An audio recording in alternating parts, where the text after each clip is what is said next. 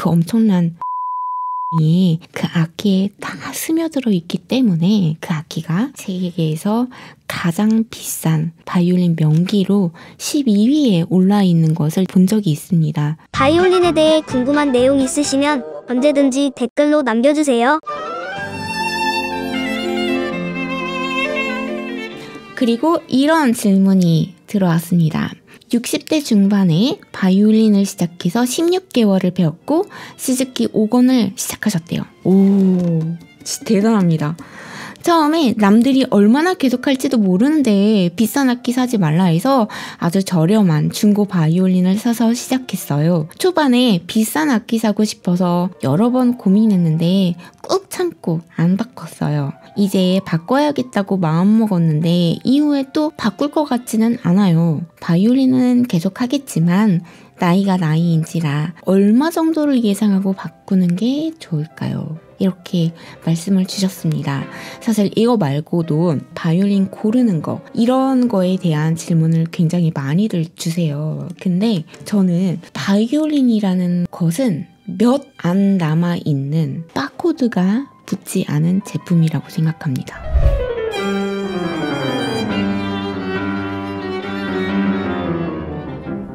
제품치고요. 바코드 없는 게 없는데 바이올린만큼은 여전히 바코드가 존재하지 않아요. 이건 무슨 뜻이냐면 악기만큼은 우리가 가치에 의존해서 악기를 구입하고 판매를 하고 그 시장가가 규정이 된다는 의미거든요. 그러면 예전에 타이타닉 바이올린이라는 영상을 하나 올린 적이 있어요. 살이 애는 듯한 추위에 얼음 바지 속으로 침몰하고 있었습니다. 막상 죽음 앞에 선 사람들은요, 구명보트가 한정이 돼 있으니까 여기에 오르려고 아비규환이 되었습니다. 그런 와중에 한 바이올리니스트가 있었는데요. 이 사람은 자신의 현악 사중수단과 마지막 순간까지 찬송가를 연주합니다. 죽음 앞에서 목숨을 바쳐가며 수많은 사람들의 예상치도 못했던 그 인종의 축복을 고해주는 연주였죠. 물론 당시에 귀 기울여 듣는 사람은 없었습니다. 이 악기는 스트라디바리도 과르네리도 아닙니다. 그냥 소위 짝퉁이라는 악기입니다. 하지만 그 죽음을 직면한 순간까지 축복을 고해주는 연주를 했던 이 바이올린은요, 물속에서 구조될 때 세상에 연주자하고 하나로 묶여져 있었다고 합니다. 아마 세상에서 가장 비싼 명기 탑 12, 지금은 조금은 순위가 밀렸겠지만 그 정도에 올라있는 타이타닉 명기. 그 타이타닉호가 인양되었을 때 그 안에서 소금물에서 건져내진 악기가 바로 타이타닉 명기인데 그 악기가 수십억 원에 달한다고 해요. 나무는 소금물에 닿으면 썩어요. 연주가 불가능합니다. 그런데도 불구하고 수십억에 달하는 이유는 다른 이유가 아니에요. 타이타닉이라고 하는 그 영화에서 한 현악 사중수단이 아무도 예상치 못했던 죽음을 앞두고 아비규환이 된 사람들한테 음악가로서의 소명을 다하는 장면이 나옵니다. 바로 죽음 코앞에서 그 현악 사중수단이 이 곡을 연주해요.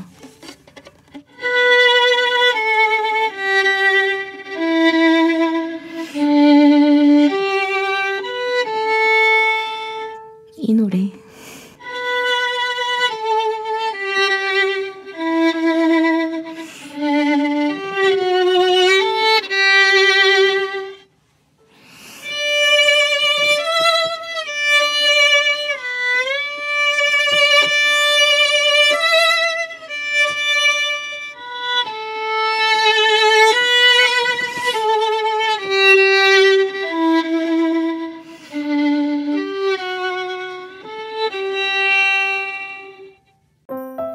forget to subscribe. 구독해주세요. 이 노래와 함께 그 얼음물 바닷속으로 깊이 빠져들게 됩니다. 그 악기는 연주로서의 가치를 인정받을 수는 없을 거예요. 하지만 바이올린이 처음에 말씀드린 것처럼 거의 유일하게 바코드가 없고 돈으로 거래되지만 가치로서 가격이 형성되는 거의 이제는 존재하지 않는 상품이잖아요. 그렇기 때문에 타이타닉호에서 건져진 그 악기는 전 세계인한테 그 한 예술인의 철학과 삶이 그리고 그 엄청난 스토리텔링이 그 악기에 다 스며들어 있기 때문에 그 악기가 세계에서 가장 비싼 바이올린 명기로 12위에 올라 있는 것을 예전 자료에서 제가 본 적이 있습니다. 그 악기가 왜 그렇게 가치가 인정받게 되었는지, 그리고 어찌 보면 스토리가 여러분한테도 있을 수 있고 저한테도 있을 수 있거든요. 근데 그런 스토리는 그야말로 어디서 사올 수 있는 스토리가 아니잖아요. 자기만이 만들어 나갈 수 있는 스토리라고 저는 확신합니다. 그래서 저는 항상 어딜 갈 때 제 악기에 대해서 이야기를 굉장히 많이 하고는 합니다. 처음에 제가 이 과르넬이라는 악기를 만났던 게 독일 정부한테 무상으로 지원을 받으면서 얻게 되었던 거의 기적과 같은 악기였고, 그 악기와 함께 제가 우울증도 겪었고 지금도 교회에서 연주를 하고 있고, 그런 누수히 많은 눈물과 저의 이야기와 박지씨 연주 듣고 내가 정말 암 치료 받다가 그 암의 고통에서 그 연주 듣는 동안 처음으로 그 고통, 통증에서 헤어나올 수 있었다, 이런 이야기를 해주시는 분들도 참 많았습니다. 그 누수히 많은 이야기들이 저의 악기에 스며들어 있는 거고, 그 스토리 내재되어 있는 그 삶, 역사 하나하나가 정말 가격으로는 표현하지 못한 가치를 형성하고 있는 게 이 악기라고 생각하고, 그 악기의 가치를 만들어주는 게 그런 스토리라고 생각할 때, 여러분이 지금 만약에 어떤 악기를 사느냐, 어떻게 사느냐,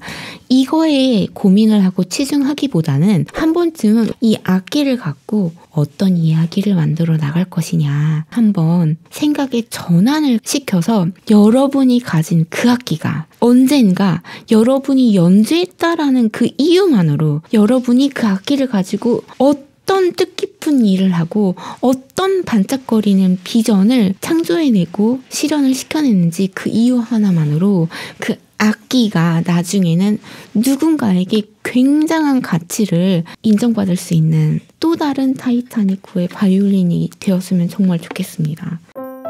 Smash that like button. 구독해주세요.